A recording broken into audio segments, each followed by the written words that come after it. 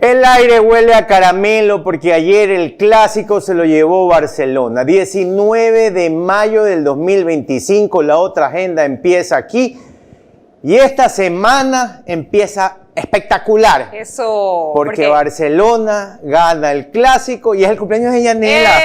Pero hoy no, hoy miércoles. No, pues esta semana, dije yo. Esta semana, ahí, ok, está bien. 35 años de Yanela se cumplen esta semana, así que tiene que celebrarlos con nosotros.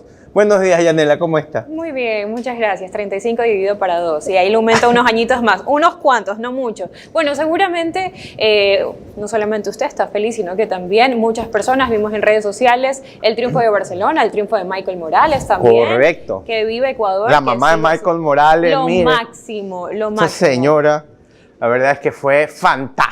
Lo máximo, el apoyo también, ver cómo el hijo le dedicaba su triunfo y también el bonito, que es bastante elevado. Ahí es cuando conviene decir mi suegra. Así es, dice que la suegra de Ecuador. Del Ecuador. Bueno, en todo caso, recuerden que también esta reacción de la mamá de Michael Morales y los resultados en cuanto a fútbol y también noticias nacionales e internacionales la pueden encontrar a través de todas nuestras redes sociales, que en este momento Nati las puso en pantalla. Ahí está. Así es, todavía están ahí en pantalla.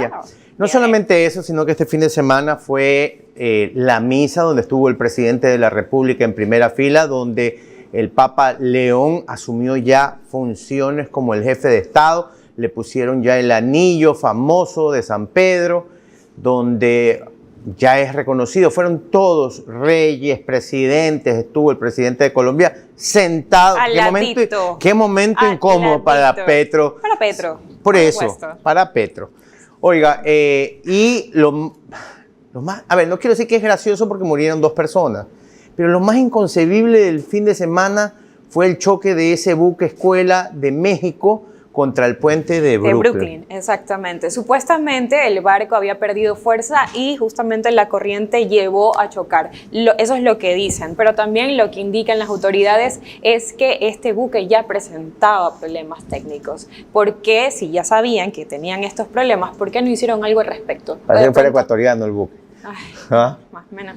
Pero bueno.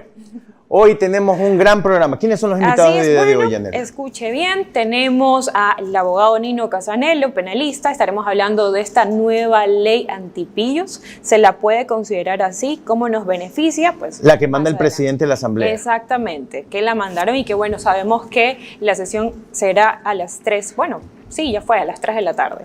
Y también tenemos al doctor Raúl Ledesma, estaremos hablando, él es exministro de Trabajo, estaremos hablando con él cambios constitucionales en materia laboral, justamente lo que habían indicado, esta reforma al visto bueno. También la ingeniera Rosario Marín, ella es ex tesorera de Estados Unidos, estaremos hablando de las relaciones entre Estados Unidos y Latinoamérica, aranceles, también sabemos que por ahí ya Ecuador ya puede brindar esos primeros pasos para hablar de negociaciones y también qué está pasando con los aranceles. ¿Será que podemos hablar de un tratado de libre comercio? ¿Qué podemos hacer al respecto? Y también el licenciado Matías Moreno, él es periodista de La Nación, elecciones clave en Argentina. Al parecer, Milei se llevó la delantera y sin duda alguna estaremos a la expectativa de todo lo que estará pasando. Pero Guillermo, yo le quería contar que también tenemos una encuesta. Ya le hemos puesto un nombre, exacto. Le hemos puesto un nombre al sondeo, se llama Guille Pregunta. Ok, vamos con con el sondeo. ¿Y por qué se ríe Guille? No entiendo. No sé. Pero bueno, vamos nomás. Vamos a ver, ¿qué opina la ciudadanía con estas relaciones internacionales que está teniendo Ecuador? ¿Les gusta o no les gusta? Escuchemos.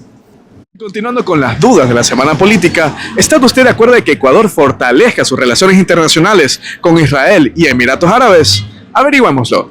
Está muy bien. Eso lo combina solo al país, tener buenas relaciones con los países extranjeros, porque va a haber va a haber más ingresos y más comercio. Con mi país está muy bien. ¿Qué beneficios cree que traería la inversión extranjera para nosotros?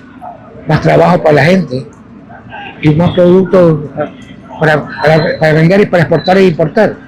Yo lo veo muy bien al señor presidente, crea, porque es un presidente que sabe de negocio y relaciones que tiene entonces con Estados Unidos. Todo lo que está haciendo ahora está muy bien porque eso viene a relacionarse a que puede tener mayor negociaciones. El mercado nuestro viene a hacer mayor importaciones de productos que tenemos, que muchas veces están aquí, pero por falta de que no hacen negocio, entonces se pierde.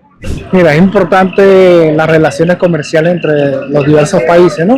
Porque así ayuda al crecimiento económico acá del Ecuador. La inversión extranjera, uno de los beneficios que traería para acá sería el incremento de empleo hacia la comunidad. Aumenta el crecimiento de relaciones internacionales y se motivan otros países a hacer inversión acá en el Ecuador. Pues lógico, sí creo, porque hay interés y debe de haber ese mecanismo de diálogo. Yo creo que debe ser así, que Ecuador también busque algo importante para el país, ¿no?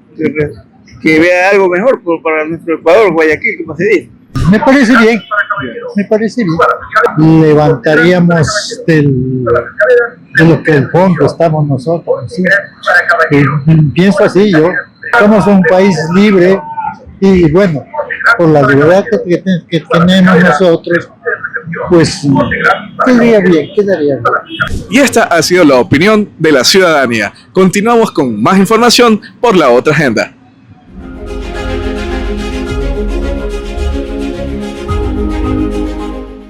Bueno, y esto fue el sondeo. La gente tiene que entender que Ecuador en los últimos años la inversión extranjera ha bajado muchísimo por muchos motivos. La única forma de traer, aparte de la seguridad jurídica, también es vendiendo la imagen de un Ecuador que está luchando por salir adelante. Y la única forma de tenerla es yendo a los países que tienen el dinero para invertir en Ecuador y también pedir ayuda, por ejemplo, en temas de seguridad. Pero bueno, hoy tenemos un gran programa y empezamos ahora. Vamos a un corte y regresamos. Te contaron una parte de la noticia, ahora entérate de lo que no te dijeron. La Otra Agenda te conecta con los temas más importantes del Ecuador y del mundo. Con personajes reconocidos a nivel nacional e internacional. La Otra Agenda, de lunes a viernes a las 16 horas por Altavoz. Los esperamos. Nuestro enfoque es mostrarte la verdad a todo volumen. Queremos inspirarte a pensar críticamente y a que encuentres tus propias respuestas de los temas que se están quedando sin resolver. Esto es Altavoz. Síguenos en todas nuestras redes sociales. La verdad a todo volumen. Nuestra misión no es solo contarles las noticias. Esa dictadura que tenía, no, me dejaba a los 12 años. Eso lejos de ayudar, entorpece. Nuestra misión es contar la verdad en altavoz. El testigo que consiguió al testigo falso también fue asesinado. Los contratos dicen que no se pueden poner radares en curvas y pendientes. Entonces, ¿por qué los pusieron en curvas y pendientes? Hubo tanta insistencia por parte de Rafael Correa y acepté que sea Jorge Lazo. Somos Altavoz. Síguenos en todas nuestras redes sociales para que estés informado de primera mano de todos los acontecimientos del país. La verdad contada, todo volumen en un nuevo formato. Actualidad, análisis y entrevistados nacionales e internacionales de primer nivel. La Otra Agenda, de lunes a viernes a las 16 horas por Altavoz. Te esperamos.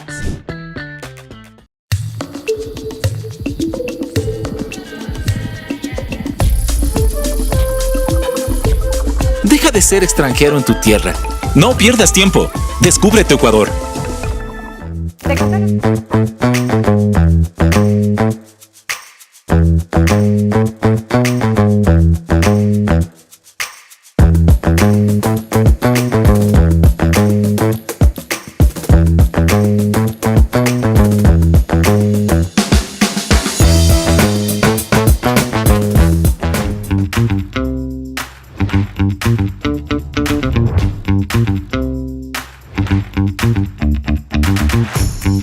you.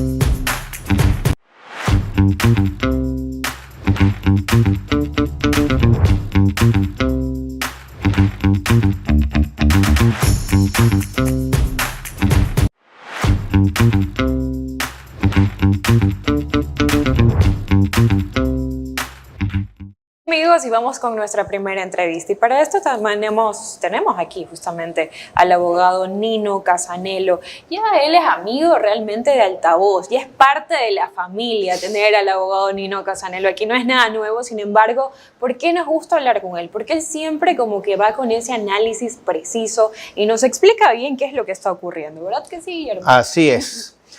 Abogado, esta nueva ley que envía el Ejecutivo a la Asamblea para su aprobación está muy enfocado con lo que está pasando en el mundo a nivel de lavados, a nivel de dinero ilícitos, a nivel de incautaciones. ¿Cómo la definiría usted y qué es lo que más le gusta, qué es lo positivo para usted de esta nueva ley? Bien, pues saludando a la audiencia de Altavoz, también al panel aquí de otra agenda, de la otra agenda. Es importante entender que estamos ingresando en una corriente pues, que podríamos definir como el derecho operacional. Esa es la esencia de esta ley, digamos, de lucha contra las economías criminales. Y en los considerandos hay muchas especificaciones interesantes que tenemos que analizar de cara al debate legislativo que próximamente probablemente se abrirá.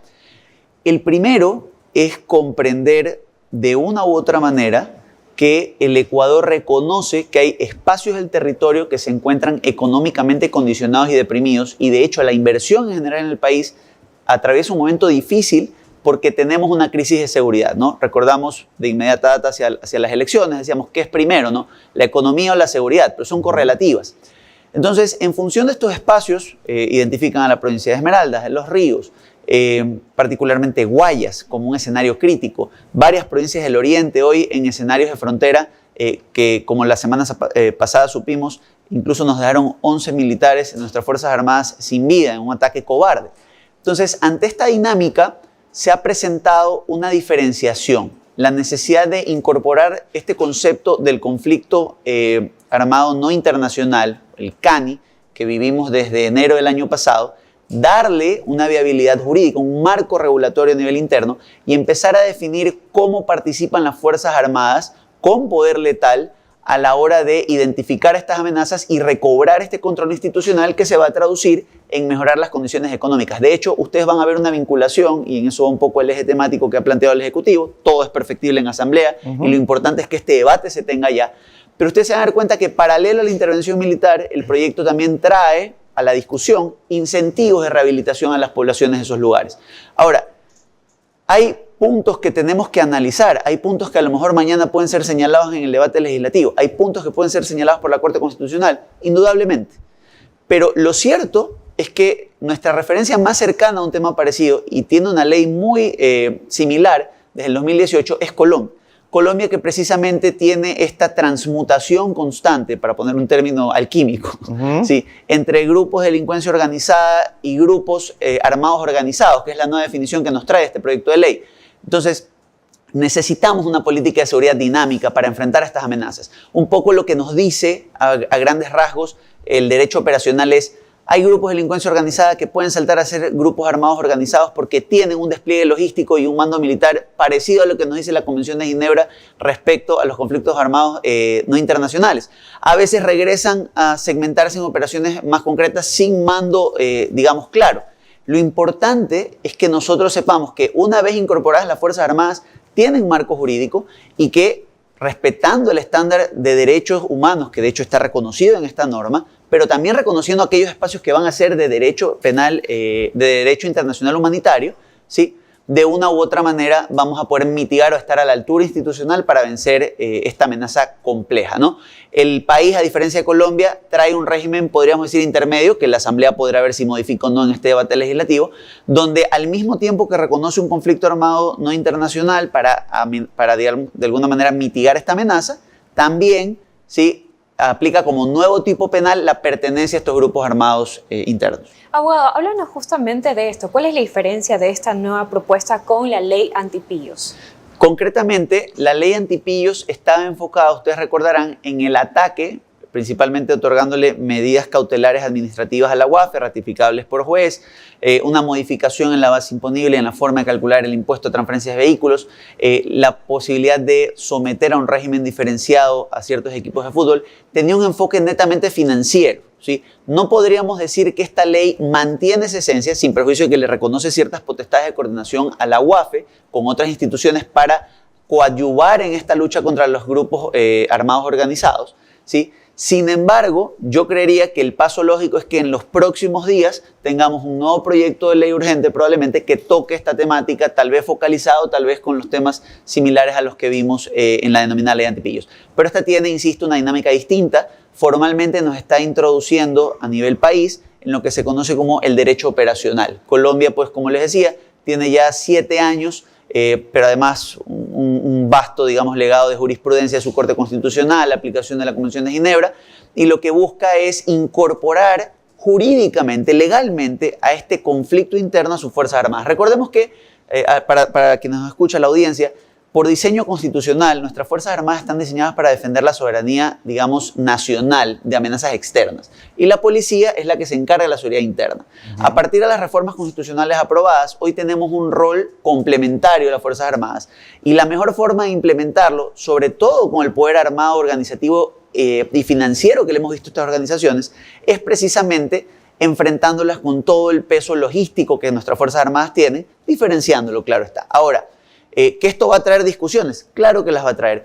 ¿Que va a haber señalamientos en algunos de los textos de posibles inconsistencias o inconstitucionalidades? Claro que sí, pero para eso es el debate legislativo. Entonces tienen que aportar tanto los asambleístas oficialistas como los que se determinen de oposición para tratar de construir un concepto que nos sirva en esta lucha, porque eso sí es una realidad. Puede haber 50 bancadas, pero país hay uno solo y enemigo común es la delincuencia organizada y los grupos organizados armados. Ahora, los delincuentes ya no son civiles, ahora serían combatientes. ¿Qué significa esto? Bien, desde el año 2024 que se declaró el conflicto armado no internacional, o el CANI, a nivel local, había esta discusión. Entonces significa que el delincuente común ahora va a clamar ser combatiente y se va a someter a estos protocolos. Nosotros tenemos que tener claro que eso es lo que justamente quiere delimitar este proyecto de ley. Nos está diciendo, un conflicto armado no internacional existe, lo va a decretar así el presidente, va a tener las potestades que la Asamblea y la Corte Constitucional le permitan al final del día mantener al presidente ese bloque de seguridad, pero las va a tener. Y en ese contexto, cuando yo mande, ya no reactiva, sino activamente a las Fuerzas Armadas en una operación para terminar con activos logísticos de estos grupos, bases, centros de acopio de sustancias que ellos puedan estar comercializando o centros de acopio de minería ilegal y otras cosas, yo voy a tomar una posición activa y los voy a neutralizar, ¿ok? Ya no tengo yo que buscar el cometimiento específico, digámoslo así, de delitos como lavado de activos, tráfico de explosivos y otros que puede haber, porque voy a atacar principalmente el hecho de la amenaza que generan, pero en paralelo el régimen está aclarándonos que igual cometen un delito. ¿Cuál es ese delito? El que introduce este proyecto de ley es pertenencia a grupos armados organizados. ¿Qué significa esto? Al final del día, te voy a reconocer como combatiente en el marco de que voy a usar fuerza letal para neutralizarte si es que tú me recibes con una ametralladora, claro. Pero al mismo tiempo estás cometiendo un delito y te voy a procesar. De hecho, y es importante y sin perjuicio de los señalamientos de constitucionalidad o no que existan, porque muy probablemente los va a haber, esa figura del anticipo de indulto que se plantea ahí, muy criticada, que muy cuestionada, que mucho podemos hablar de su técnica, pero es interesante verla desde la óptica gubernamental. Y el gobierno se está anticipando. Es una manera de blindarse. Es que no solo tiene que ver, si usted lee con detenimiento, es como yo lo veo, no solo tiene que ver con asegurarle a nuestras Fuerzas Armadas en la ejecución de su deber, digamos, sin miedo a represalias. Y aquí no hay que confundirlo pues con carta blanca en violación de derechos humanos, una cosa por el estilo. No, hay que discutirlo seriamente en asamblea. Pero lo más importante es que el gobierno está tomando en cuenta la posibilidad de que si yo lleno las cárceles de personas imputadas por este nuevo delito y en ese procedimiento expedito que también tendrá que ser revisado, ¿sí? Voy a tener un costo a la larga de tener a toda esa gente durante 26 o 30 años. Entonces, el mismo régimen jurídico me está diciendo, si en algún momento hay un proceso de pacificación donde esta gente pone las armas, es lo que se entiende en el contexto de la propuesta, esto tendrá que ser discutido en asamblea, pues yo voy a poder indultar y voy a regresar a la paz. Incluso hay un régimen de transición hacia la paz. Ahora, ¿es perfectible? Siempre. Pero por lo menos poner la discusión en el medio, ¿es necesario? Sí, incluso para terminar de dilucidar si lo que necesita el país o no es replantearse una constitución en un proceso constituyente. Doctor, para terminar, aparte de la oposición, ¿qué se podría mejorar? Porque la oposición siempre va a reclamar, pero ¿qué se podría mejorar? Creo que es una oportunidad de madurez para el país. Aun si el proyecto, y va a ser muy duro, supongamos que mañana determinan los asambleístas que el 100% del proyecto, 20% es oportuno, que nos expliquen las razones al país de por qué sí o por qué no, y que nos den las alternativas también, porque es muy fácil generar crítica, ¿sí?, desde la inactividad. O sea, tienes que decir por qué no y qué harías tú para sustituirlo. Para que, por último, si mañana deciden archivar un proyecto como ese, ellos nos muestren también inmediatamente por propuesta legislativa, que también la tienen, cuál es la vía correcta. Ahora, indefectiblemente, esto viene de la mano de una política pública integral, de más leyes, particularmente en materia financiera. Pero lo que yo quiero rescatar aquí, sin perjuicio de las críticas o no que pueda tener la colectividad a la ley, a los regímenes especiales por fuera del estado de excepción, lo que ellos quieren decir es, ¿cuál es su propuesta? ¿Cuál es la opción B a este proyecto si lo consideran insuficiente? ¿Y cómo ven ellos este problema? Tráiganlo al debate y construyamos un mejor país. Doctor, muchísimas gracias por haber estado con nosotros esta tarde. La verdad es que recién empieza esto, puede tomar algún tiempo, esperemos que no, porque el país sí necesita poder atacar las leyes, a través de leyes, lo que está pasando en el país, que es este dinero caliente, como le decía en Colombia, que al final del día vienen por el narcotráfico y por otras vías como el secuestro también. Muchísimas gracias, doctor. Te contaron una parte de la noticia, ahora entérate de lo que no te dijeron. La otra agenda te conecta con los temas más importantes del Ecuador y del mundo. Con personajes reconocidos a nivel nacional e internacional. La otra agenda, de lunes a viernes a las 16 horas por Altavoz. Los esperamos. Nuestro enfoque es mostrarte la verdad a todo volumen. Queremos inspirarte a pensar críticamente y a que encuentres tus propias respuestas de los temas que se están quedando sin resolver. Esto es Altavoz. Síguenos en todas nuestras redes sociales. La verdad a todo volumen. Nuestra misión no es solo contarles las noticias. Esa dictadura que tenían, no, me dejaba a los 12 años. Eso, lejos de ayudar, entorpece. Nuestra misión es contar la verdad en Altavoz. El testigo que consiguió al testigo falso también fue asesinado. Los contratos dicen que no se pueden poner radares en curvas y pendientes. Entonces, ¿por qué los pusieron en curvas y pendientes? Hubo tanta insistencia por parte de Rafael Correa y acepté que sea Jorge Paz. Somos Altavoz. Síguenos en todas nuestras redes sociales para que estés informado de primera mano de todos los acontecimientos del país. La verdad contada a todo volumen en un nuevo formato. Actualidad, análisis y entrevistados nacionales e internacionales de primer nivel. La otra agenda, de lunes a viernes a las 16 horas por Altavoz. Te esperamos.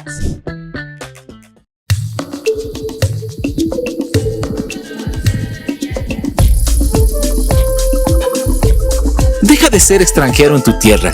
No pierdas tiempo. Descubre tu Ecuador. Te contaron una parte de la noticia, ahora entérate de lo que no te dijeron. La otra agenda te conecta con los temas más importantes del Ecuador y del mundo. Con personajes reconocidos a nivel nacional e internacional. La otra agenda, de lunes a viernes a las 16 horas por Altavoz. Los esperamos.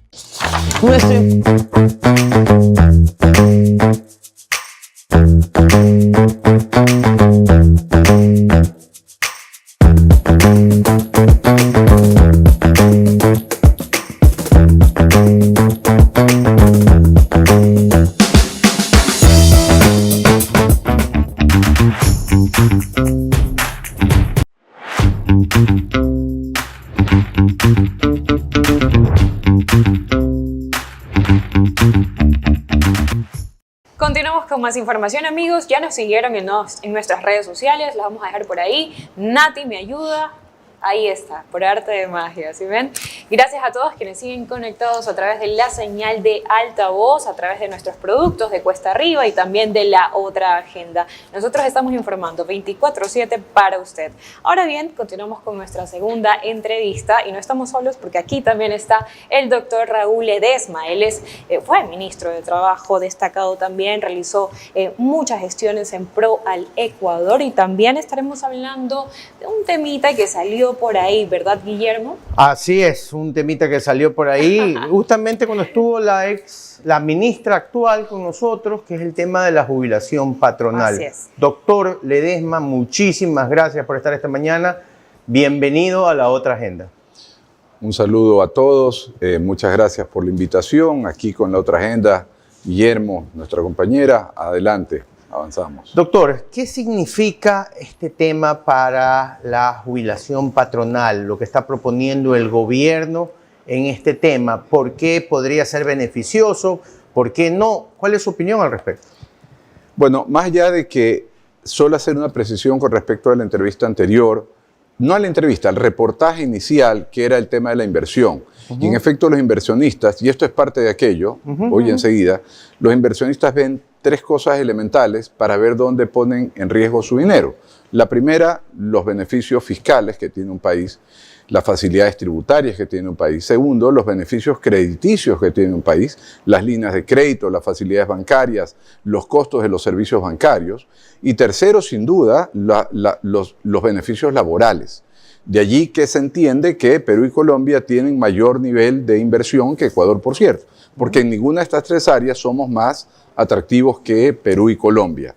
Dicho eso, queda claro que la norma no es la que genera empleo, reformar el Código Laboral o cualquier otra norma que se quiera, sino estos tres componentes juntos, sobre todo el componente capital. Pero si no existe la norma amigable, pues va a ser muy difícil también que elijan venir acá por sobre otro país. Y hablo de inversionistas nacionales y extranjeros. De allí porque hay varias cosas que en este gobierno, dada la coyuntura en la Asamblea, se puede preparar, se puede presentar una reforma. Por ejemplo, que vaya dirigida a un régimen territorial especial que genere un régimen laboral diferenciado para que aquellas nuevas inversiones que generan única y exclusivamente nuevas plazas de trabajo tengan un tratamiento diferenciado con respecto sobre todo a la vinculación, pero también a la desvinculación, que es lo que genera un costo, por supuesto, para los inversionistas. Solo esa pequeña digresión porque es fundamental en efecto. Y tiene que ver con lo que vamos a hablar. Exactamente. El tema de la jubilación es parte de estos componentes menos o más amigables.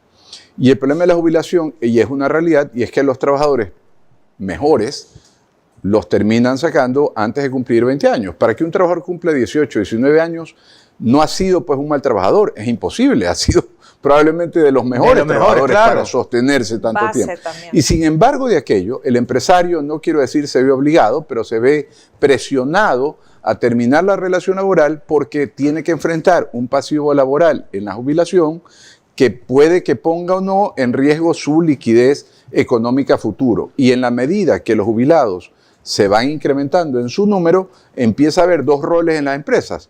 Un rol que es el rol de los que trabajan y el rol de los que no trabajan que están jubilados. Así está la cosa. Entonces, ¿cómo hacemos para que eso no ocurra? Yo propuse hace muchos años, no es nada nuevo tampoco, parte de lo que se está preparando, presentando por el gobierno nacional. Me parece positivo en el sentido de que ellos proponen que haya un fondo que permita que los empleadores aporten y que entonces aporten. ¿Y el trabajador también aporta?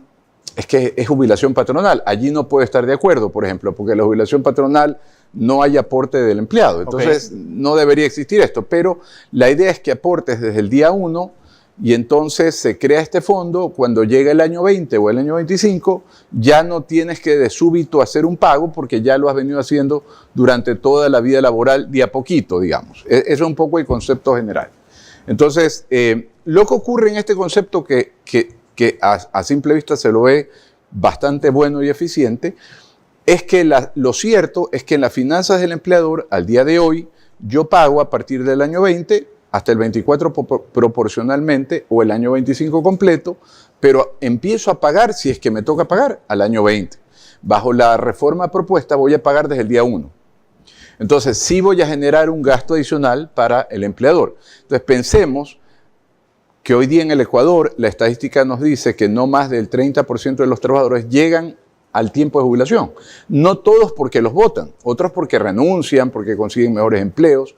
La jubilación es un premio a la estabilidad con el mismo empleador. Eso es lo que señala la norma. Es con el mismo empleador. Entonces, acá la propuesta es que si cambia de empleadores, el fondo se sigue enriqueciendo. Nunca pierde el fondo de jubilación. Significa que si un trabajador lo sacas por visto bueno, o renuncia, o lo despides por ser mal trabajador, igual le pagaste el fondo de jubilación. Ahora, hablemos también de esto, de la reforma al visto bueno. Se habla también de una comparecencia obligatoria ante un abogado. Y también se habla también de otros procesos, entre esos también el proceso de apelación, que ahora será diferente. Es correcto.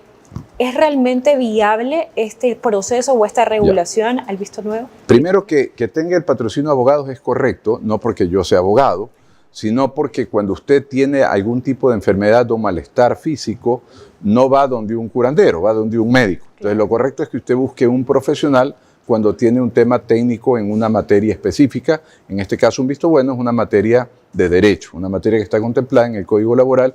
Lo correcto, para que no se vea violentado ningún derecho suyo, es que vaya representado con un abogado. De hecho, si no tiene abogado, el Ministerio de Trabajo le asigna abogados de la Defensoría de manera absolutamente gratuita, que siempre están en el Ministerio dispuestos a trabajar para aquellos que no tienen capacidad de pago. Y en el tema de fondo, las apelaciones, que es lo que se discuten los abogados,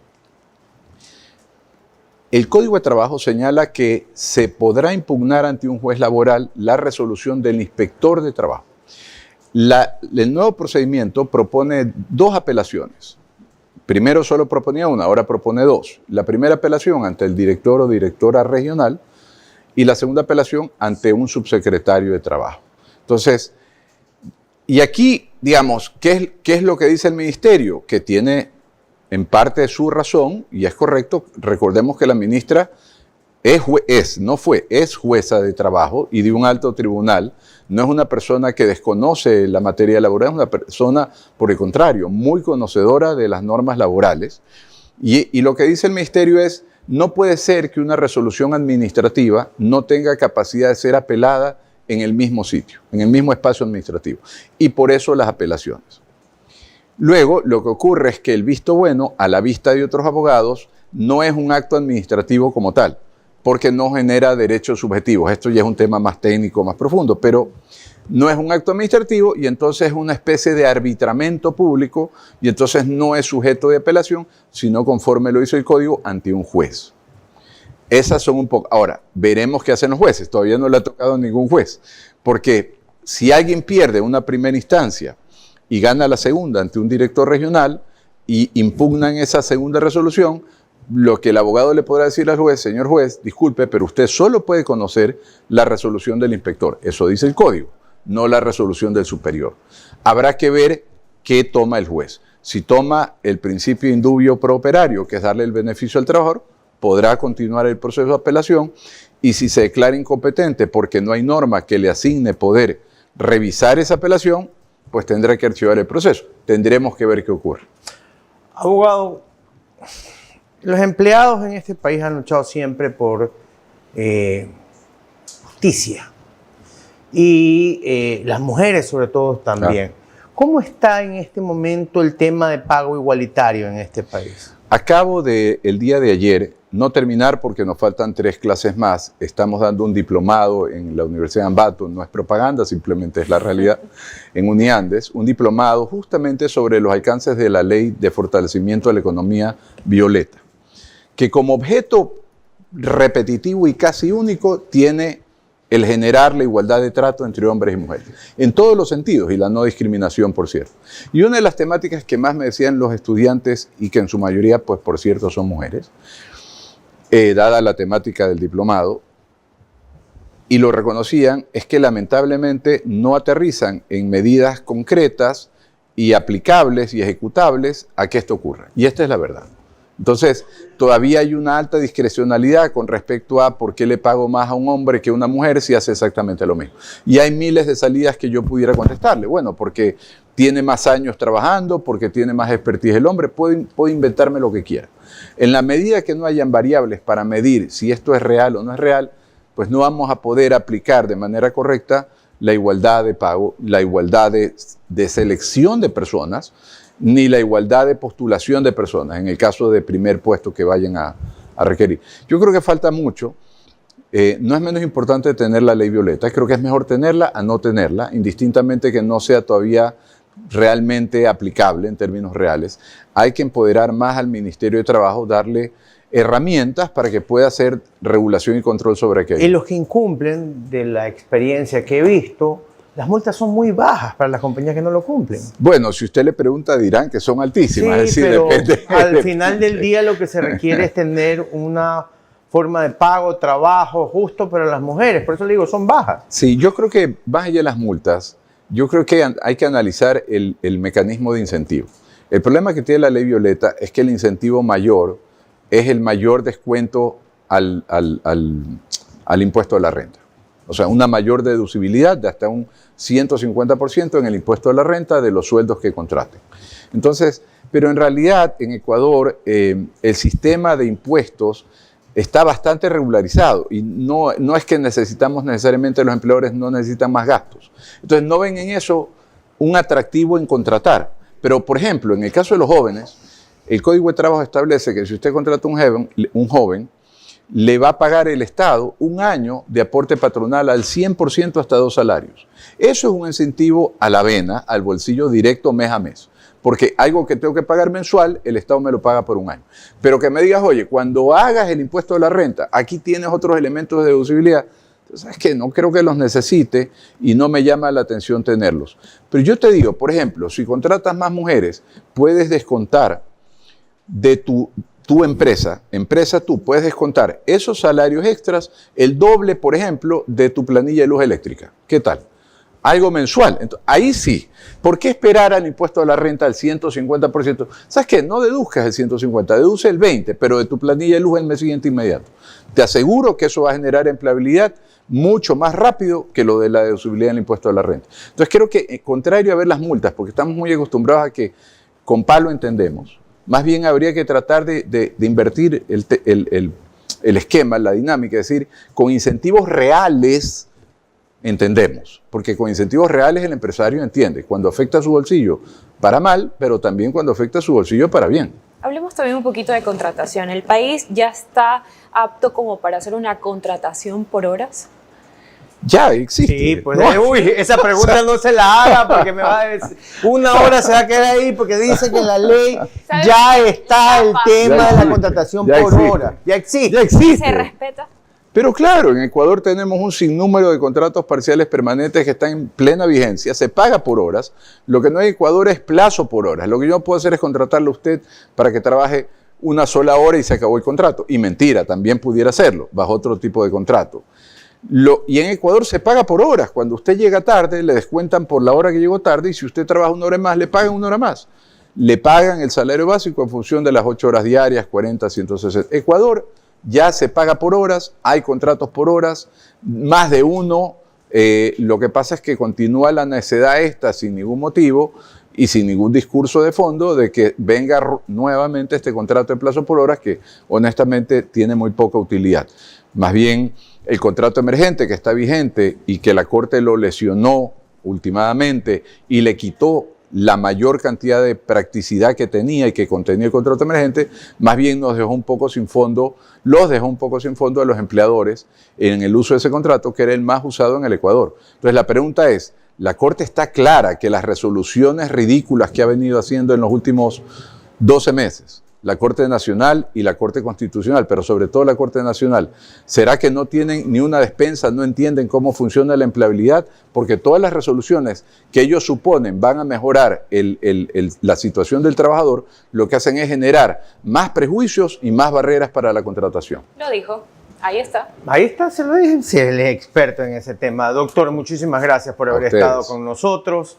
Siempre muy ilustrativo su participación, así que lo esperamos nuevamente en Altavoz. Bueno, me alegro de estar acá y siempre un gusto venir a esta reunión, a esta entrevista. Era el doctor Eduardo Ledesma hablando sobre el tema de contrataciones, lo que está haciendo el gobierno y sobre todo... Pero es Raúl Clemente, no es Eduardo. Perdón, Eduardo es su hermano, es Raúl. Mi Eduardo y mi papá. Y su hermano también. Está claro. Todos abogados, en esa casa solo se respira leyes. Raúl... Solo se respira leyes en esa casa. Tranquilo. Te contaron una parte de la noticia, ahora entérate de lo que no te dijeron. La otra agenda te conecta con los temas más importantes del Ecuador y del mundo. Con personajes reconocidos a nivel nacional e internacional. La otra agenda, de lunes a viernes a las 16 horas por Altavoz. Los esperamos. Nuestro enfoque es mostrarte la verdad a todo volumen. Queremos inspirarte a pensar críticamente y a que encuentres tus propias respuestas de los temas que se están quedando sin resolver. Esto es Altavoz. Síguenos en todas nuestras redes sociales. La verdad a todo volumen. Nuestra misión no es solo contarles las noticias. Esa dictadura que tenían, no, me dejaba a los 12 años. Eso lejos de ayudar, entorpece. Nuestra misión es contar la verdad en Altavoz. El testigo que consiguió al testigo falso también fue asesinado. Los contratos dicen que no se pueden poner radares en curvas y pendientes. Entonces, ¿por qué los pusieron en curvas y pendientes? Hubo tanta insistencia por parte de Rafael Correa y acepté que sea Jorge Lazo. Somos Altavoz. Síguenos en todas nuestras redes sociales para que estés informado de primera mano de todos los acontecimientos del país. La verdad contada a todo volumen en un nuevo formato. Actualidad, análisis y entrevistados nacionales e internacionales de primer nivel. La otra agenda de lunes a viernes a las 16 horas por Altavoz. Te esperamos.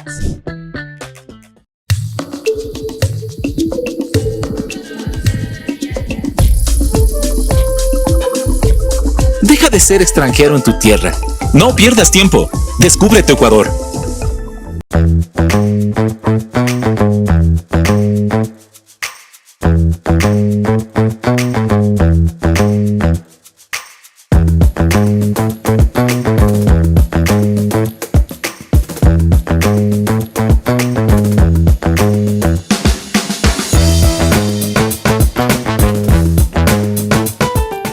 Continuamos aquí en la otra agenda. Tenemos a la ingeniera Rosario Marín. Ella es ex tesorera de los Estados Unidos y estaremos hablando de las relaciones entre Estados Unidos y Latinoamérica. Yanela, ¿usted sabía que ella era la que firmaba los billetes con los que usted cobra los cheques todos los meses? ¡Qué nivel! Sí, definitivamente aquí imagínese. en la otra agenda. Rosario, ¿cómo está? Un placer tenerla hoy con nosotros. Buenas tardes y gracias por estar. Buenas tardes.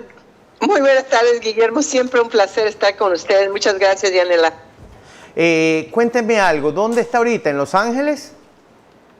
Sí, aquí, bueno, en realidad en Huntington Park, que es una ciudad aledaña a Los Ángeles. Es donde yo fui alcaldesa hace mucho tiempo. Sí, me acuerdo perfectamente.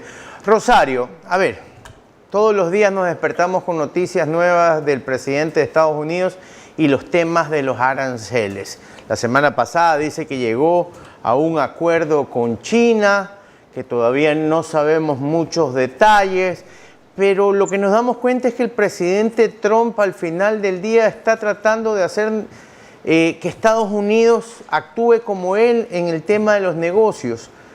¿Es tan importante para Estados Unidos China que al final del día bajó los aranceles casi en 110 puntos? Sí, bueno, eso de que está tratando a Estados Unidos y la economía como ha tratado a sus compañías, pues nos debe de causar una pausa interna porque él se fue a la bancarrota 6 veces. Entonces, sí es muy preocupante y en cuestión específicamente de los aranceles, tristemente, lo que ha impactado impactado, como le ha impactado a la bolsa de los consumidores aquí en Estados Unidos, no solamente son lo directo del costo que se ha aumentado en muchas cosas, pero más que nada en el deseo de la gente de no comprar, de no tener confianza en la economía. Y eso implica un problema más negativo para la economía de Estados Unidos que cualquier otra cosa. Porque si la gente deja de consumir, entonces, porque no sabe si va a tener suficiente dinero para otros gastos, cuánto va a subir las cosas, todo este temor de que todavía pueden alzarse más los precios, reduce la confianza del consumidor y eso nos lleva a unos problemas más serios en un futuro no muy lejano. La verdad es que sí, como hemos visto que está manejando estas peleas de aranceles, pero no solamente en el tema de aranceles, Rosario. Por ejemplo, el tema de Ucrania y Rusia, a veces no se entiende cuál es el final que él quiere, porque después de esa negociación que tuvo con el presidente Zelensky, ese nuevo negocio para Estados Unidos sobre minerales preciosos, todos creeríamos que él debería estar más del lado de Ucrania que del de Rusia. La semana pasada el presidente Putin no fue a la reunión y mandó una escueta delegación. ¿Cuál es el fin de Trump con el tema de Rusia y Ucrania, según su opinión? Pues cuando estaba haciendo campaña, Guillermo, te has de recordar que él dijo que esto de esta guerra él lo iba a resolver en un día. Pues ya pasaron 4 meses y todavía no lo ha resuelto. Es muy fácil decir y criticar por fuera y ya cuando estás dentro ya es otra cosa. Y luego todo el mundo, y él dice, bueno, pero es que yo apenas tengo cierto tiempo. Sí, pero tú dijiste que lo ibas a arreglar en un día. Y no solamente no se ha arreglado, pero ciertamente, muy buena tu observación, pareciera que él está muchísimo más a favor de Rusia que de Ucrania. Y nosotros que somos el país de la democracia, o que se supone que somos el país de la democracia, deberíamos de estar ayudando a nuestro aliado, que es Ucrania. Y sin embargo, este señor, no sé, él dice que debe de él ganar el Premio Nobel de la Paz por todo lo que ha hecho, pero todavía no ha hecho absolutamente nada.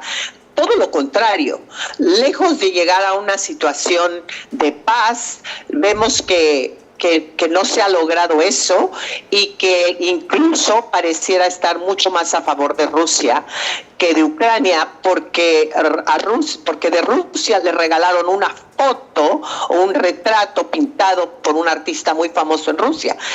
Y uno se debe de preguntar y cuestionar, pues, de verdad, ¿a qué nos va a llevar esto? Que le hagan regalos a él, ¿a qué nos lleva a nosotros como país, como economía, como líder de una democracia a nivel mundial? ¿Cómo? ¿En qué nos beneficia? En absolutamente nada. Los precios han subido, el gasto público está subiendo, la deuda externa está llegando, se le está aumentando más de 4 trillones de dólares a la deuda externa. O sea, verdaderamente esto va en contra de todos los valores republicanos. Y este señor de republicano no tiene pero ni un pelo. Ingeniera, me gustaría volver a los aranceles y más que nada la postura que deben de tener los países latinoamericanos. ¿Qué sería lo mejor? ¿Aprender a negociar o dejarse condicionar? Yeah. Bueno, sí, los países deben de negociar, pero en realidad lo magnífico sería dejar las cosas como estaban. Estaban trabajando perfectamente bien. Este señor, el que está en la Casa Blanca, él tiene la mala idea de que los países están tomando ventaja de Estados Unidos. La pregunta es, cómo un país tan pequeño puede tomar ventaja de la economía número 1 en el mundo. Eso es risible. Pero él es una persona que obviamente tiene un sentimiento de agravio tan grande, de víctima tan grande, que piensa que todo el mundo está tomando ventaja de él y por ende de Estados Unidos, o viceversa, de Estados Unidos y por ende de él. La realidad del caso es que teníamos un comercio exterior muy sólido, muy fuerte, donde estábamos ayudando a todas las economías y nuestra economía estaba creciendo. ¿De dónde él sacó esto de que hay un déficit en el comercio y por eso tenemos que aumentar los aranceles? Todos los economistas, magníficos economistas de todas las universidades, de todos los lugares, de muchos países, dijeron, es que al final del día los aranceles los va a tener que pagar el consumidor de Estados Unidos. Y hoy vemos, Yanela, hoy vemos claramente, antier le dijo a Walmart que por favor deje de pasar los aranceles a los consumidores, que ellos tienen que absorber los aranceles. Pues no que China iba a absorber los aranceles, o sea, no sabe el señor de lo que está hablando y está tomando decisiones que están perjudicando no solamente a los consumidores de Estados Unidos, pero a la economía mundial. Y claro, obviamente él tiene, y desafortunadamente el Congreso le ha dado a él toda la oportunidad de hacer y deshacer en cuestión de la economía, cuando es el Poder Legislativo el que debe estar a cargo de estas negociaciones. Ingeniera, ¿y aquí cuál sería la clave? ¿Caerle bien a Trump? Solamente como para un contexto, justamente en redes sociales se viralizó una entrevista que había brindado un analista político, Durán Barba. Él es un analista político ecuatoriano con formación en Argentina y decía que Milei cae bien a Trump. Sin embargo, él no sabe hablar inglés. Sin embargo, tenemos un presidente, Daniel Noboa, que lo habla fluidamente. ¿Usted cree que no solamente aprender bien el idioma, sino que caer bien podría tener una buena relación entre países? A ver, yo creo que sí es muy bueno hablar el mismo idioma, pero las reuniones, o no habla inglés, y Trump no habla ruso.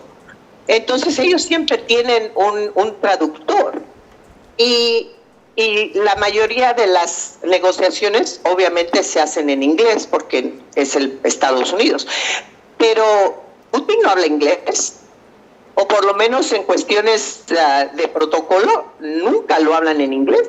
Nunca hablan en inglés. Así es de que sí, sería muy bueno que todo el mundo hablara inglés, pero hay muchos líderes a nivel mundial que no hablan el inglés. Claro que sería mucho mejor, y uno siempre aboga por entre más idiomas uno habla, es mucho mejor para entender básicamente de lo que se está diciendo, porque algo siempre se pierde en la traducción. Entonces sería muy bueno que más y más gente hablaran los dos, por lo menos inglés. Rosario, ¿por qué Estados Unidos ya no mira hacia América Latina como lo hacía antes? ¿Por qué, no quiero decir la palabra abandonado a América Latina, porque América Latina ha resurgido, tal vez de una forma que a los Estados Unidos no le guste, que es a través de apalancamiento con China? Vimos al presidente Petro y al presidente de Chile, Boric, la semana anterior, con el presidente chino. ¿Por qué Estados Unidos se ha alejado tanto de Latinoamérica si antes era su aliado natural? Claro, y debe de ser nuestro aliado natural porque estamos en el mismo continente. Ese es otro problema que vino a exacerbarse con la decisión, con la muy mala decisión que tuvo este presidente de aquí de Estados Unidos, cuando decide también quitar toda la ayuda de lo que nosotros llamamos el USAID, el USAID. Y esto es lo que nosotros llamamos soft power, o sea, un poder suave. ¿Por qué? Porque a través de estos programas que teníamos a través de todo el mundo, nos ganábamos la simpatía, la empatía y la buena voluntad de muchos gobiernos, de muchas organizaciones en muchos países. Y cuando él viene y recorta toda esa ayuda de programas que habían hecho muchas cosas buenas, entonces también perdemos esa buena voluntad. Nosotros hemos visto a través de ya varios años que China ha tomado una posición muy similar a que Estados Unidos tenía, donde creaba programas a través de todo el mundo de ayuda a países, incluso aquí en Latinoamérica. Uno va a ciertos países y pregunta, ¿y ese campo de fútbol? ¿Ese lo construyó China? ¿Y ese puente? ¿Ese lo construyó China? ¿Y ese edificio? ¿Ese lo construyó China? ¿O Taiwán? ¿O otros países? Y es lo que están comprando con eso es buena voluntad de los pueblos. Y nosotros lo entendemos porque nosotros lo hicimos y lo habíamos hecho por muchísimo tiempo a través de todo el mundo. Entonces, cuando este presidente de la noche a la mañana dice que se acaba toda esa ayuda, esto es de una preocupación porque entonces estamos perdiendo la buena voluntad que habíamos ganado con tanto tiempo en tantos diferentes lugares. No quisiera pensar que Estados Unidos ha abandonado a Latinoamérica, porque obviamente todavía tenemos nuestros consulados, nuestras embajadas, todavía tenemos el comercio con todos los países, pero es algo que no podemos desaprovechar y debemos de ganarnos la buena voluntad de todos estos pueblos, de todos estos países, de toda esta gente buena que lo que quiere hacer es seguir trabajando y buscando un mejoramiento en sus economías. Lo que me da cierta esperanza es que tenemos a Marco Rubio como nuestro secretario de Estado. Yo admiro a Marco Rubio y yo creo y espero que él vea que necesitamos tener esa presencia todavía más en Latinoamérica. Rosario, se está planteando, todavía no está aprobado según lo que he escuchado y en medios de comunicación, un impuesto para que las personas que deseen enviar dinero a otros países fuera de Estados Unidos tengan que pagar. Es un plus, tienen que pagar aún más. ¿Cómo concibe esta idea, tomando en cuenta su respuesta anterior de que quizás no es que se ha abandonado a Latinoamérica, pero tampoco es que se les está dando muchos beneficios a los migrantes? Sí, es muy lastimoso para mí ver esto que está sucediendo. Y es lo mismo, este presidente, él actúa y toma decisiones desde un punto de agravio. Y no se da cuenta que los que están trabajando aquí, más del 80% del dinero que ellos hacen se queda en Estados Unidos. Se queda en Estados Unidos. Es un beneficio para Estados Unidos. Entonces, lo poco que se manda a los países, bueno, no es poco, es mucho dinero, pero en comparación a lo que se queda en este país, es mucho más de lo poco que se envía. Y esto poco que se envía es de gran ayuda. Y que esto incluso ayuda a que no haya más inmigración. Esto le ayuda mucho a la gente para mantenerse en sus comunidades, en sus países. Entonces, que le quieran poner un arancel a esto, a mí me duele, porque ya la gente pagó. O sea, está pagando, cuando reciben dinero ellos de un trabajo, ellos pagan al seguro social, ellos pagan impuestos por tener un trabajo. Cuando van y hacen unas compras, ellos pagan un impuesto.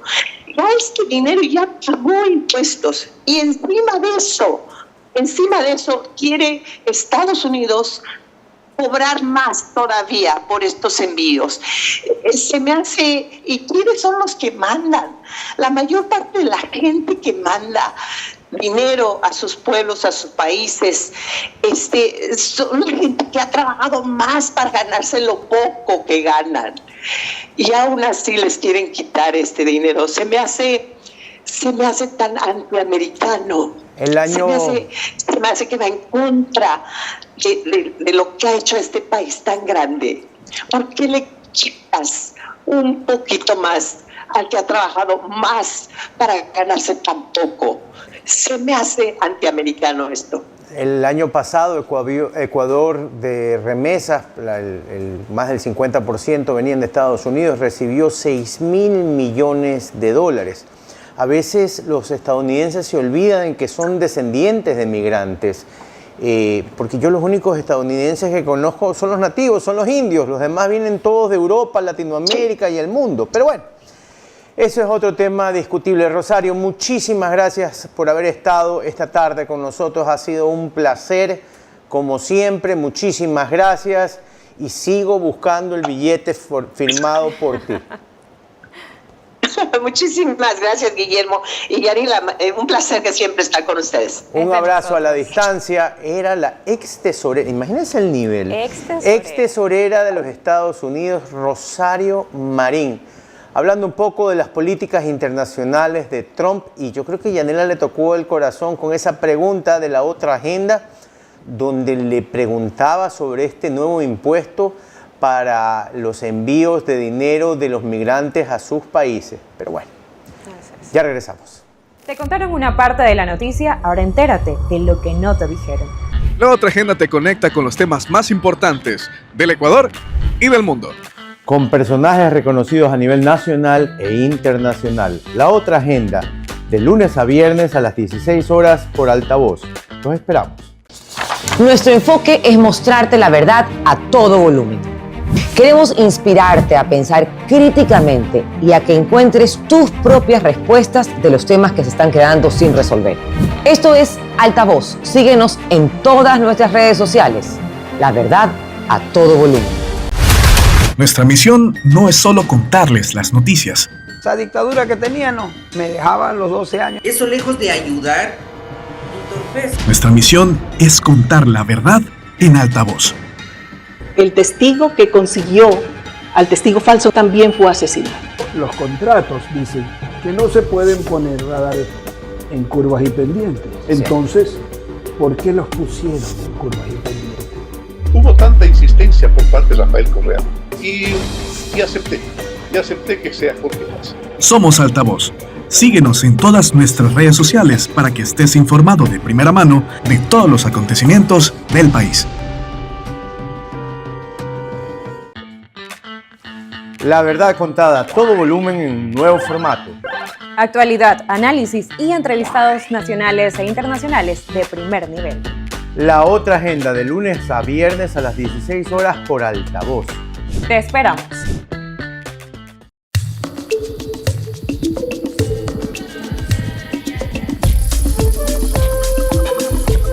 Deja de ser extranjero en tu tierra. No pierdas tiempo. Descubre tu Ecuador.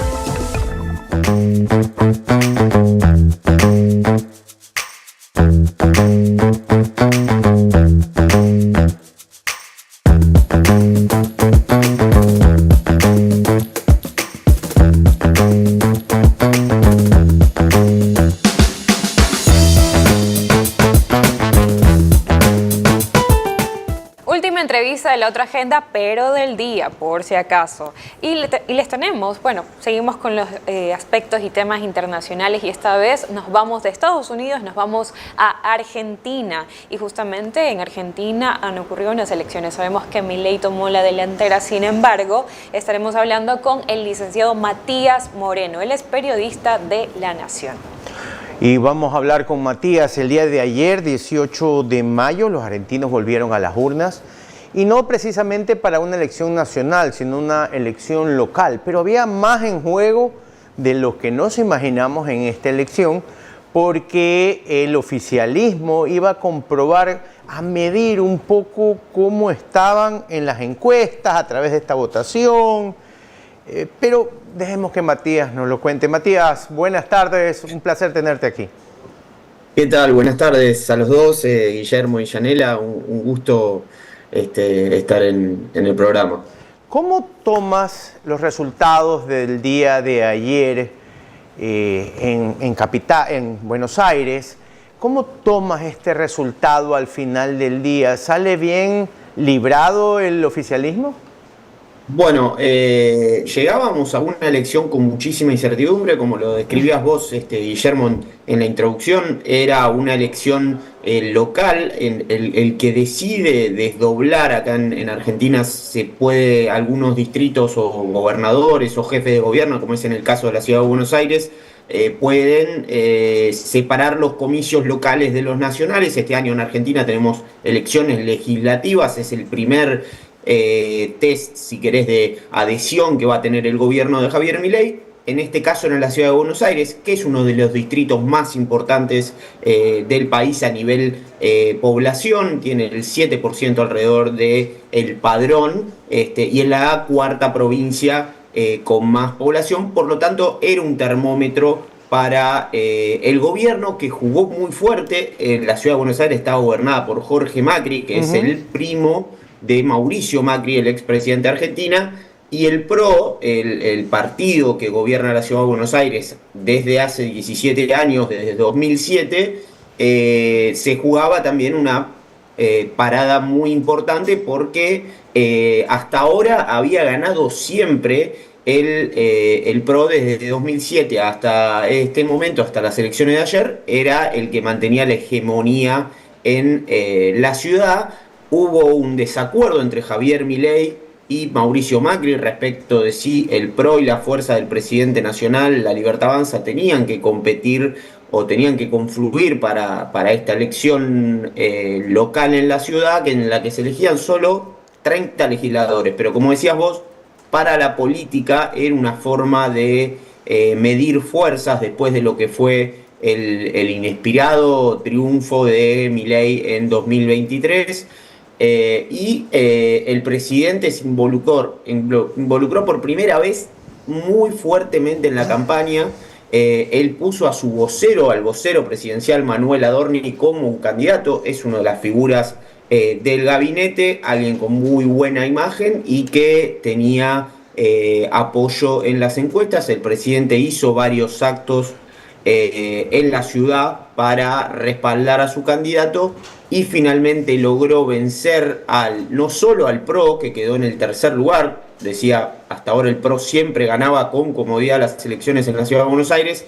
Ahora ese votante de derecha, de antiperonismo que Argentina, lo decimos, o antikirchnerismo, se ha volcado masivamente en la capital hacia las manos del presidente Javier Milei, que sale muy fortalecido de esta elección, por más que hubo datos llamativos para toda la clase dirigente, incluso para el gobierno, que es que hubo, Guillermo, muy baja participación. Era algo que ya veníamos viendo en las elecciones que hubo hasta ahora en la Argentina, sobre todo en la provincia de Santa Fe, en Jujuy, en Salta, otras también elecciones locales, que la gente no estaba yendo o había un nivel bajo comparado a otras elecciones históricamente. Y ayer en la Ciudad de Buenos Aires, del 3 millones y pico de padrón, solo fue a votar el 53%, que es un porcentaje ¿No son obligatorias, muy bajo. ¿No son obligatorias las votaciones en Argentina? Son obligatorias, y el que no va a votar debe o justificar su ausencia. Muchas veces, si se está a una distancia más de 500 kilómetros del lugar de residencia donde tenés que votar, tenés que justificarlo, y si no, en caso, tenés que presentar o podés llegar a pagar una multa por no ir a votar. Estamos con Matías Moreno, él es periodista de La Nación, hablando de las elecciones locales que hubo el día de ayer en Argentina. Ayer escuchaba a Mauricio Macri, un poco derrotado, donde decía, estamos escuchando lo que la gente nos quiso decir. Y por otro lado, escuchaba también a Macri diciendo en una entrevista, que tienes que haberla visto tú también, donde decía que bueno, que si las cosas hubieran sido diferentes, en verdad ellos hubieran ganado entre todos y todo hubiera sido lindo y precioso con el 50% de la votación. Los políticos en el mundo todos son iguales y creen que los votos son endosables. ¿Tú qué opinas de esas declaraciones de Macri? Bueno, varias cosas se están jugando, te diría, Guillermo, porque Mauricio Macri venía siendo el aliado más importante que tenía el presidente Javier Milei, sobre todo en el Congreso Nacional, donde Milei tiene minoría en ambas cámaras. Acá en Argentina tenemos la Cámara de Diputados y la Cámara de Senadores. Milei es, La Libertad Avanza es una fuerza nueva, un partido nuevo que él recién ahora creó en estas elecciones de 2025 en Argentina para competir en estas elecciones, pero que en 2023 necesitó de varios acuerdos locales o sellos prestados para poder llegar a la presidencia. Eso le generó también una debilidad muy fuerte en el Congreso, donde tiene 6 de 72 senadores o 39 de 257 diputados. Es decir, para sacar leyes, Milei hasta ahora, o para sostener los vetos presidenciales que hizo para, sobre todo, blindar su principal objetivo, que era sostener el equilibrio fiscal, bueno, para eso necesitó a Mauricio Macri y al PRO, a los diputados de PRO, a los senadores de PRO. Por eso esta pelea por el liderazgo de la derecha o de la centro-derecha, lo que quieras llamar en Argentina, fue muy fuerte porque obviamente al principio Macri y Milei eran aliados, después empezaron a tener diferencias. Macri le pedía mayores, o le pedía un acuerdo más integral respecto de no solo confluir en una elección, sino también que haya más dirigentes cercanos a Mauricio Macri en puestos importantes de la gestión nacional de Milei, o que se haya un mayor respeto por la institucionalidad. Él decía que era importante para generar confianza y atraer inversiones a la Argentina. Bueno, esas diferencias siempre se habían, hasta ahora las teníamos concentradas en Santiago Caputo y Karina Milei. Karina Milei es la hermana del presidente y es la encargada del armado territorial y es la guardiana, como decirte, de quién puede ver o no a Javier Milei. Y Santiago Caputo es un consultor que se ha convertido en el hombre más poderoso del gobierno porque maneja áreas clave de la administración nacional, como puede ser la agencia de inteligencia, la agencia de recaudación de impuestos. Es decir, es un hombre, es un gestor en el que el presidente le ha dado un gran poder y de hecho reconocido por el propio Milei. Es lo que eso conforma lo que dice Milei el triángulo de hierro. Bueno, Macri se enfrentó con el triángulo de hierro y esa relación con Milei ha quedado muy dañada después de esta elección. Hasta horas antes de los comicios de ayer, Guillermo, hubo acusaciones muy fuertes de Mauricio Macri contra Milei por campaña sucia. Hubo una suerte de video, un falso video creado con inteligencia artificial en el que supuestamente Macri bajaba a su candidata en la ciudad, a Silvia Los Penato. Eso generó denuncias en la justicia, obviamente mucho malestar de Macri, que habla de una desilusión y una decepción, ya casi te diría personal, con el presidente, que ahora se va a poner a prueba. Otro aspecto muy importante para Javier Milei es qué va a pasar en la provincia de Buenos Aires, donde gobierna el kirchnerismo, gobierna Axel Kicillof, y ahí sí o sí La Libertad Avanza tiene mucha necesidad de hacer un acuerdo con el PRO. En la ciudad, decíamos, no fueron juntos, pero en la provincia de Buenos Aires, el distrito más poblado del país en Argentina, donde el peronismo es más fuerte, ahí se va a jugar una parada muy fuerte en septiembre el presidente y después en las elecciones nacionales legislativas de octubre. Matías, yo quiero hablar de las dos caras de la moneda y justamente con esta derrota del PRO en casi 20 años, ¿significa el fin? ¿Significa un fracaso para ellos? Bueno, sí, te diría que es... yo ayer me tocó cubrir en la sede, en el búnker de PRO, donde esperaron los dirigentes, Mauricio Macri, Jorge Macri, los resultados, y se sentía como una suerte de un golpe muy importante porque ellos venían teniendo una hegemonía muy importante ganaban por más del 50% en la ciudad de Buenos Aires. El PRO ayer no pudo ganar ni siquiera en una comuna, cuando el PRO ganaba en todas las comunas de la ciudad. El peronismo a veces ganaba algunas de las comunas del sur, que son las que están más cerca de algunos distritos o bastiones del peronismo en la provincia de Buenos Aires. Bueno, eso no ocurrió ayer, se pintó el mapa de la ciudad prácticamente de violeta y de celeste, porque el peronismo, camuflado les diría, porque Cristina Kirchner no tuvo ninguna participación en la campaña de Leandro Santoro, pero igualmente hubo sectores importantes como el de la agrupación La Cámpora, que es kirchnerista, o de el peronismo, que estuvieron alentando esta candidatura de Santoro, que salió segundo a 3 puntos de Adorni. Sí, se siente en el PRO, o se viene un desafío muy importante para el PRO, yendo a tu pregunta, porque Mauricio Macri ahora va a tener que contener a muchos dirigentes que están siendo tentados por Milei para que se pasen directamente a la Libertad Avanza. Acá se dice que se pinten de violeta, es decir, los más importantes figuras o hombres o mujeres competitivas en términos electorales se den, o intendentes o gobernadores, se transformen en directamente afiliados de la Libertad Avanza, porque lo que no quieren los libertarios es perder su identidad, no quieren hacer un acuerdo de coalición, como hizo en su momento Mauricio Macri para gobernar con el radicalismo o con la coalición cívica, sino que quieren mantener el sello de la Libertad Avanza en todos los distritos.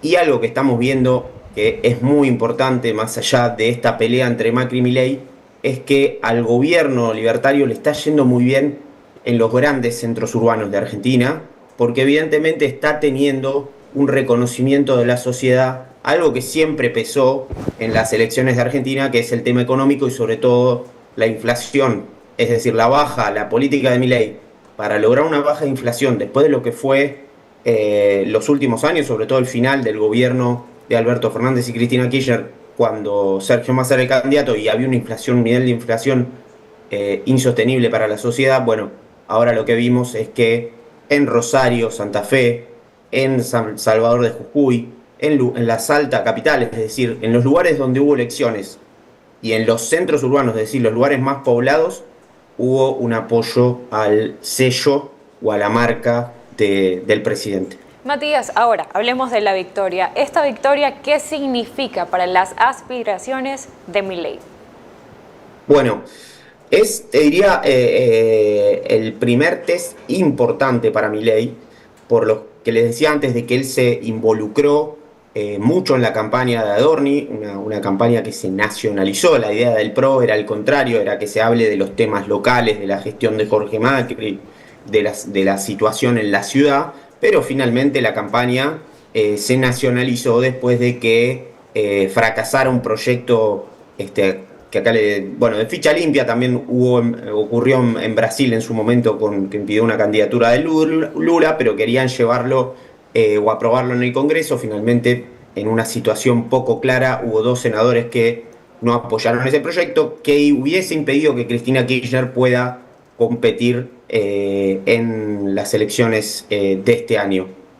Milei tiene que un objetivo central de este año es sumar más diputados nacionales y senadores nacionales en las elecciones nacionales de octubre, donde ahí él sí se va a someter, o él entiende que se va a someter a una suerte de plebiscito de su gestión, y él está muy seguro de que va a ganar y que va a aumentar su cantidad de legisladores nacionales, que eso le va a permitir después tener mayor comodidad en el Congreso para aprobar reformas, ya sea una reforma tributaria, una reforma laboral, pero para eso obviamente tiene que llegar fortalecido octubre.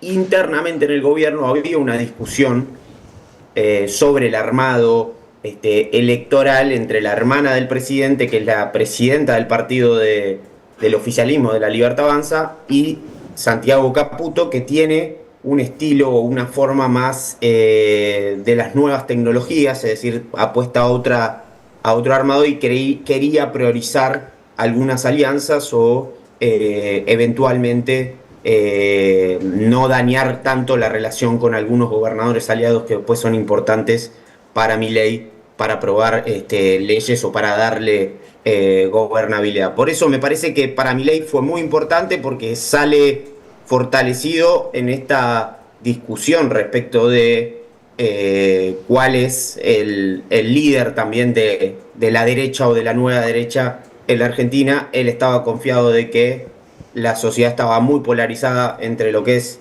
la libertad, le dice Milei, y el kirchnerismo. Entonces me parece que él ha quedado como líder, o hay una demostración o una primera señal del que él ha quedado como líder del espacio de la derecha, y lo ha marginado a Macri tal vez a un lugar más protocolar o de reparto. Matías, queremos agradecerte mucho por tu tiempo, el de nosotros se ha acabado, la verdad es que se quedaron algunas preguntas en el tintero, esperamos poder volver a contar con tu presencia aquí para despejarlas. Por ejemplo, ¿qué va a pasar? ¿Con quién van a reemplazar a Manuel Adorni? Milei, o si es un futuro del fin de Milei, Manuel, por su popularidad. Un abrazo a la distancia y espero tenerte pronto otra vez por aquí. Un abrazo a los dos y muchas gracias por la invitación. Un abrazo. La verdad es que Matías Moreno nos ha dejado muy claro, Yanela, lo que pasó ayer en Argentina, el mensaje que deja Milei y cómo queda Macri, que ha sido Mauricio Macri, que fue expresidente de Argentina y ha sido uno de los caudillos de la política de ese país. Así es, Guillermo, sin duda alguna, el país está tomando una nueva posición política. En todo caso, estaremos pendientes a lo que estará ocurriendo en Argentina. Ahora bien, recuerden cuáles son nuestras redes sociales para que usted nos siga, se mantenga informado. Ahí están las redes sociales. Y nada, gracias a todos por vernos, por sintonizarnos y también por seguirnos en las redes. Así es, nos vemos el día de mañana a la misma hora, 4 de la tarde, aquí en La Otra Agenda. Yo soy Guillermo Hidalgo y usted es Yanela Villamar y me viste, ahí está, RC. Y el miércoles es el cumpleaños, ya sabes. Así es. Gracias. Chao, gracias.